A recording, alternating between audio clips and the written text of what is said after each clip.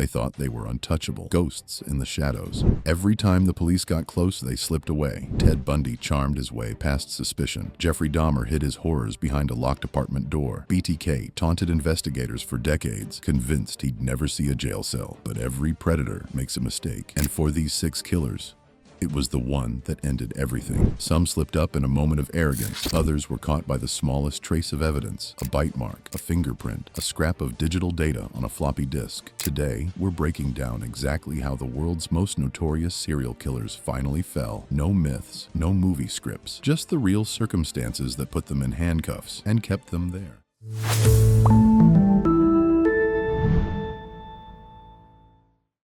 Chapter 1. Ted Bundy. Ted Bundy was the kind of killer who thought charm was a weapon. Clean-cut, soft-spoken, educated. He didn't look like the monster behind a string of murders that terrorized multiple states in the 1970s. He used that image to his advantage, luring women by pretending to be injured or in need of help. Then he vanished with them. Bundy was arrested more than once, but had a knack for slipping through the cracks. In 1977, he escaped from custody, not once, but twice. The second time, he managed to get from Colorado to Florida without anyone stopping him. By then, his face was on wanted posters nationwide, but he kept moving, blending in, and killing again. What ended his run wasn't some massive manhunt or dramatic standoff. It was a traffic stop. In February 1978, Pensacola police noticed a suspicious VW Beetle reported as stolen. Inside was Bundy. He gave a fake name, but officers weren't buying it. His ID didn't match his story. The stolen car alone was enough to hold him, and once they dug deeper, the truth unraveled fast. When Bundy went to trial for the Chi Omega sorority murders,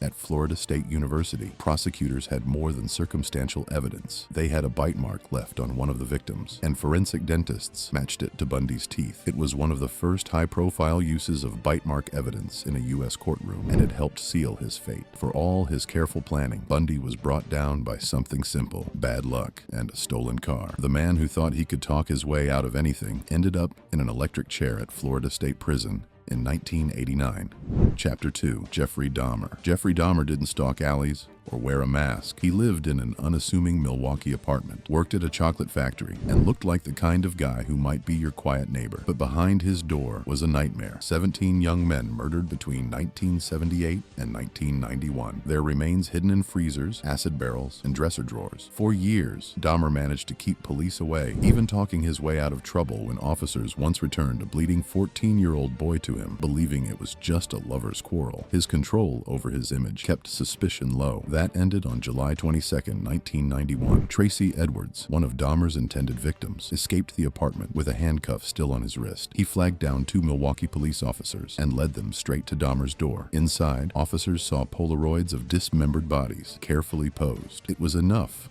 for an arrest on the spot. But the real shock came when they searched the apartment. Human heads in the refrigerator, bones in drawers, acid-filled drums in the bedroom. Every detail confirmed that Dahmer's crimes were far worse than anyone imagined. Dahmer didn't fight the evidence. He confessed in chilling detail, offering a level of cooperation rarely seen in such cases. His capture was pure happenstance. The right victim escaping at the right time, but it showed how a single break can shatter years of secrecy. In 1992, he was sentenced to 15 consecutive life terms. 2 years later, a fellow inmate beat him to death in prison. In the end, it wasn't police surveillance or forensics that brought Dahmer down. It was one man running for his life.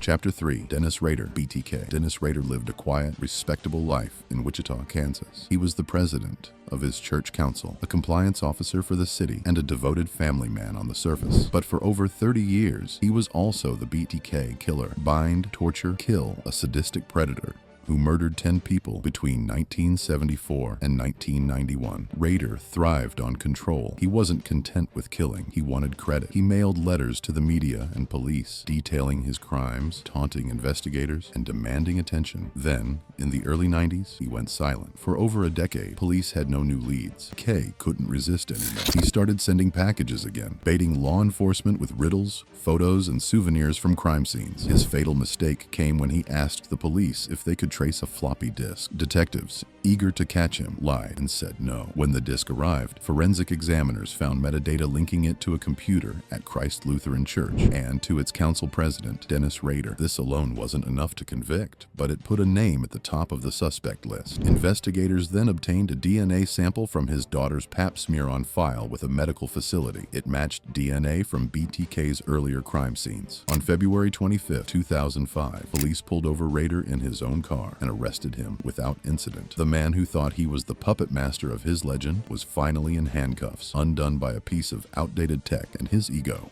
Chapter 4. John Wayne Gacy. John Wayne Gacy was the kind of man you wouldn't expect to find in a police file labeled serial killer. He ran a successful contracting business, threw neighborhood parties, and then even dressed up as Pogo the Clown to entertain kids. But behind that painted smile was one of the most prolific killers in American history, responsible for the deaths of at least 33 young men and boys in the 1970s. The thread that unraveled Gacy's life began on December 11, 1978, when 15-year-old Robert Paste went missing after telling his mother he was going to meet Gacy about a job. Police quickly discovered Gacy's prior record for sexual assault, and suspicion began to mount. Detectives put him under surveillance, following him day and night. They watched him drink heavily, hand over small bags to unknown men, and act increasingly paranoid. Then there was the smell. Visitors to his home noticed a foul odor, which Gacy blamed on a broken sewer pipe. On December 21st, police obtained a search warrant. What they found in the crawl space beneath his home was the stuff of nightmares. Human remains, stacked and decomposing in the dirt. The stench alone confirmed what they were dealing with before they even began counting the bodies. Over the following weeks,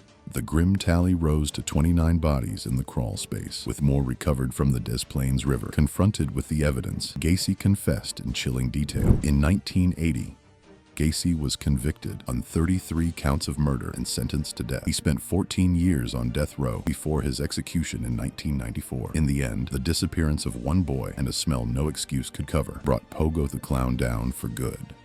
Chapter 5. Aileen Wuornos. Aileen Wuornos' story was different from the others. She didn't hide behind a clean-cut image or a respectable job. She was a drifter, living on the fringes of Florida society in the late 1980s and early 90s, making a living through prostitution. Over a single year, 7 men ended up dead, all shot at close range. Wuornos claimed they had tried to assault her, but prosecutors painted her as a predator, using self-defense as a cover for murder. Her downfall began with evidence she couldn't explain away. Several of her victims' cars were found abandoned, and pawn shop records showed that Wuornos and her girlfriend, Tyria Moore, had pawned items belonging to the dead men. Florida's pawn system required thumbprints, and Wuornos' prints matched those in police files. Ballistic testing also tied the bullets from multiple crime scenes to a single .22 caliber pistol. Combined with the pawn evidence, it was enough for a warrant. On January 9th, 1991, police arrested Wuornos at the Last Resort, a biker bar in Volusia County. The next day, Moore agreed to cooperate with authorities. She called Wuornos from a police-controlled location, urging her to clear her conscience. After hours of conversation, Wuornos confessed to the murders. Her trial was a media spectacle, with the prosecution emphasizing her confessions and forensic evidence. She was convicted of 6 murders and sentenced to death. In 2002, she was executed by lethal injection. Wuornos' capture was a blend of old-fashioned police work and modern evidence tracking. For all her talk of survival, it was fingerprints, ballistics,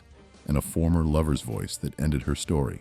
Chapter 6. Richard Ramirez, the Night Stalker. In 1985, California was gripped by fear. A faceless intruder was breaking into homes at night, killing men, women, and children with knives, guns, and blunt objects. He assaulted some victims, robbed others, and left satanic symbols behind. The press dubbed him the Night Stalker, and Los Angeles residents slept with their windows locked and lights on. For months, Ramirez moved with impunity, striking from Los Angeles to San Francisco. But he left behind a critical mistake: a fingerprint. Police lifted it from a stolen car abandoned after one of his attacks. That print matched Richard Ramirez, a drifter with a long criminal record. When his mugshot was released to the media, the city exploded with vigilance. People carried newspapers with his face on the front page. 2 days later, Ramirez was spotted in East Los Angeles. Recognizing him, residents chased him through the streets. A mob caught him, beat him, and held him down until police arrived. It was one of the rare cases where community outrage directly ended a killer's spree. The very city he terrorized became the force that brought him down. In 1989,